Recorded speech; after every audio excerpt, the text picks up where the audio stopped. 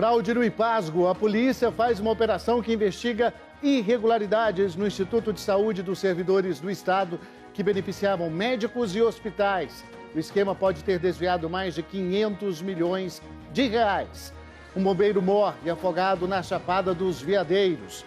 E o sudoeste goiano na rota dos contrabandistas. A Polícia Rodoviária Federal apreende uma van carregada de cigarros do Paraguai.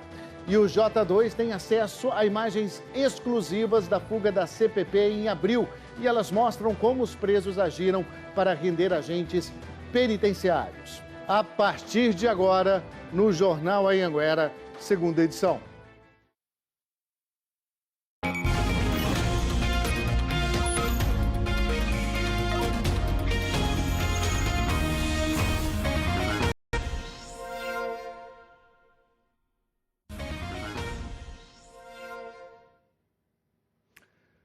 Olá, muito boa noite para você. Começa o Jornal Anhanguera, segunda edição, te dando boas-vindas a esse novo J2 que vai mostrar tudo de mais importante que acontece na sua região e no estado. É o nosso esforço diário para noticiar em tempo real, em cima do fato, o que é destaque com qualidade, credibilidade, tecnologia e, claro, as equipes competentes que todos nós conhecemos.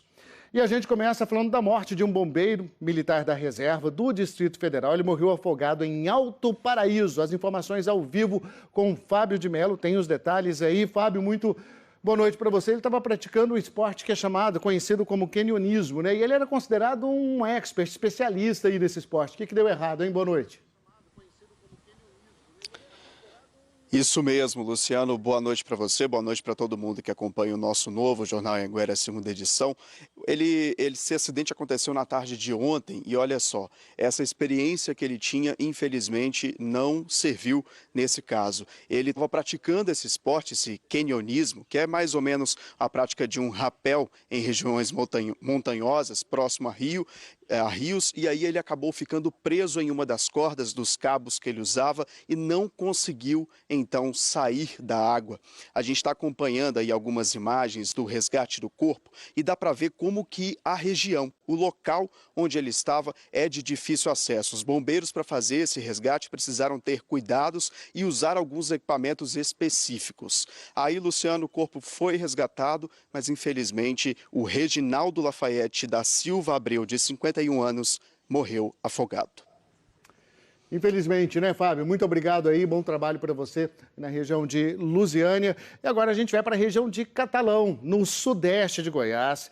Em pouco mais de 24 horas, uma situação alarmante de acidentes. 3 pessoas morreram em acidentes das rodovias da região. Carlos Eduardo Pereira Borges ia completar 18 anos no mês que vem. O rapaz morreu hoje por volta do meio-dia na GO 506, perto do distrito de Santo Antônio do Rio Verde, a 70 quilômetros de Catalão. Neste ponto, ele perdeu o controle da direção, subiu no barranco e capotou. O corpo do rapaz foi lançado a cerca de 15 metros de onde o carro parou. A PM informou que na hora do acidente, Carlos Eduardo dirigia sem usar o cinto de segurança. Como o rapaz era menor e ainda não tinha carteira de motorista, o dono do veículo deve responder criminalmente por isso. Os outros 2 acidentes com morte aconteceram no fim de semana. De sábado para domingo, no perímetro urbano da BR-050, em Catalão, Flávio Valério, de 37 anos, estava numa moto quando bateu de frente com este ônibus. Na hora do acidente, o ônibus não levava passageiros e o motorista do veículo não se feriu. O terceiro condutor de veículos que perdeu a vida nos últimos 2 dias aqui na região estava pilotando uma moto na GO 330 entre Catalão e Ipameri. Foi no domingo à noite. Romildo Pereira de Almeida, de 54 anos, bateu numa vaca que estava atravessando a pista e morreu na hora. E uma mulher que estava na garupa da moto também ficou ferida. Ela foi levada para o Hugo, Hospital de Urgências, e o estado de saúde dela é regular. A Polícia Rodoviária Federal apreendeu uma van carregada, cheia de cigarro contrabandeado. O flagrante foi na BR-060 e de Rio Verde. As informações ao vivo com a Lara Leão, região sudoeste. Lara, na mira aí da fiscalização numa rota cada vez mais procurada pelos contrabandistas. Boa noite. Isso mesmo, Luciano. Principalmente Rio Verde e Jataí, que de acordo com a polícia, estão aí na rota do contrabando internacional. Boa noite para você, boa noite a todos que acompanham a gente. Para vocês terem ideia, a van estava toda adesivada com a logo de uma empresa aqui da região, que não tem nada a ver com isso, na tentativa de despistar os policiais. Mas o plano não deu certo, a polícia desconfiou e encontrou 60 mil maços de cigarros contrabandeados do Paraguai.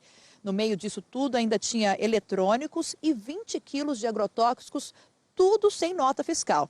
O motorista de 36 anos disse que recebeu R$1.000 para transportar tudo isso de Jataí até Goiânia. Ele foi preso em flagrante por contrabando e foi levado para a Polícia Federal de Jataí. Luciano.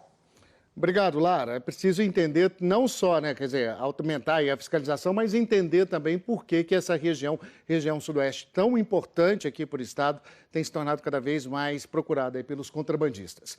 Já para um rápido intervalo, a seguir você vai ver aí as imagens exclusivas da fuga da CPP em abril. E essas imagens mostram como os presos agiram para render os agentes penitenciários. E também a Justiça suspende uma obra de um resort no Centro Histórico de Pirenópolis, agora 7h25, já.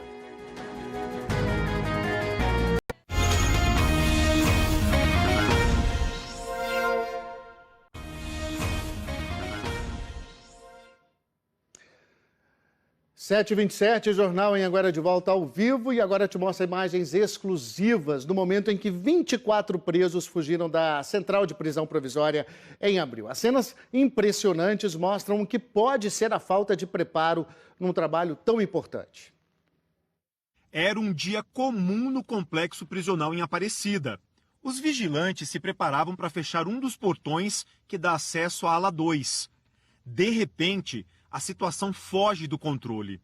Um dos presos, armados com uma pistola, ataca o vigilante, que é feito refém.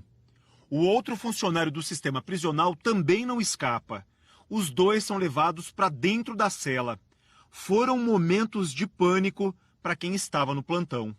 É uma situação mesmo como se fosse num zoológico e tivesse com medo de um leão fugir da jaula e te pegar. É completamente caótico. Esse preso observa se há mais vigilantes por perto. Como não vê ninguém, avisa os outros bandidos. A cena a seguir é impressionante. Centenas de detentos deixam as grades. 400 bandidos com arma de fogo, pistola, faca, aquilo lá é apavorante. 24 presos conseguiram escapar da casa de prisão provisória no dia 24 de abril deste ano. E a fuga só não foi maior porque outros agentes que estavam de plantão em outras unidades do complexo prisional foram chamados às pressas na CPP. Os agentes atiraram para impedir a saída dos detentos. As imagens mostram os bandidos recuando diante dos tiros. Para o presidente do Sindicato dos Agentes Prisionais, o número de servidores era insuficiente na hora da fuga. Ali era recomendado ter no mínimo 80 agentes prisionais naquele momento, naquele bloco, e tinham apenas 3. O Ministério Público já entrou com diversas ações para acabar com a superlotação na casa de prisão provisória. Uma decisão judicial determina que a CPP só pode receber 1.463 presos, mas ela não vem sendo cumprida. Hoje tem mais de 3.000 detentos. Nós entramos com ação civil pública para obrigar o Estado a abrir o concurso que está sendo discutido desde o ano passado e ainda não abriu, de 500 agentes prisionais que vão substituir 500 agentes de segurança, vigilância temporários. Ou seja, vai dar uma qualidade melhor ao serviço prisional. Bom, a Diretoria-Geral de Administração Prisional disse que o número de presos em Goiás é o dobro da capacidade, mas que estão previstas 1.480 novas vagas no estado e que foram reforçadas as diretrizes de segurança dos presídios. Agora, sobre as afirmações do promotor de justiça, nós ainda não recebemos uma resposta da DGAP. E a Justiça suspendeu hoje a obra de um resort bem no centro histórico de Pirenópolis. A Lorena Gomes, ao vivo de Anápolis, traz os detalhes para a gente. Foi um pedido, né, Lorena, do Ministério Público. Os promotores se basearam em quê, hein? Boa noite. Boa noite, Luciano. Boa noite a todos. Exatamente, Luciano. Se basearam em crimes contra o meio ambiente mais uma vez porque no ano passado a empresa já havia sido advertida pela Justiça e teria suspendido as obras, mas conseguiu uma liminar e retomou as obras desse eco-resort que é construído bem no centro histórico de Pirenópolis, ao lado da igreja Nosso Senhor do Bonfim. O que o Ministério Público apontou no inquérito foram crimes ambientais. No local há 4 nascentes e um afloramento de água. Além do mais, o local da construção não seria edificável, ou seja, não poderia ser construído um espaço como esse, um eco-resort desse tamanho no local. E por isso, mais uma vez, a Justiça suspendeu as obras. Nós entramos em contato com a assessoria do eco-resort Quinta Santa Bárbara, mas até agora não tivemos resposta. Luciano. Vamos acompanhando, né? Obrigado, bom trabalho. E vamos ver como é que fica o tempo nessa terça-feira no estado todo.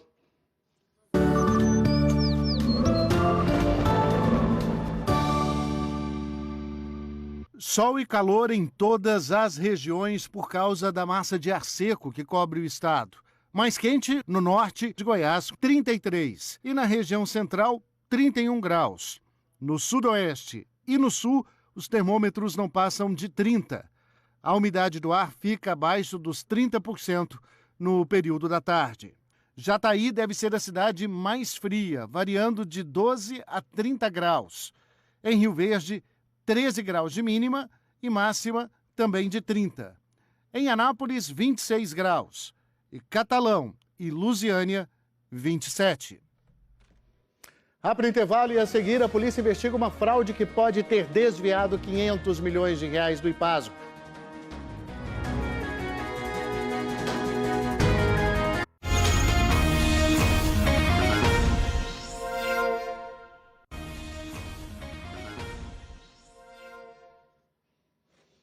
Sete 7h33, de volta com a operação da polícia que descobriu que mais de 500 milhões de reais foram desviados do IPASGO, o Instituto de Previdência dos Servidores Estaduais de Goiás.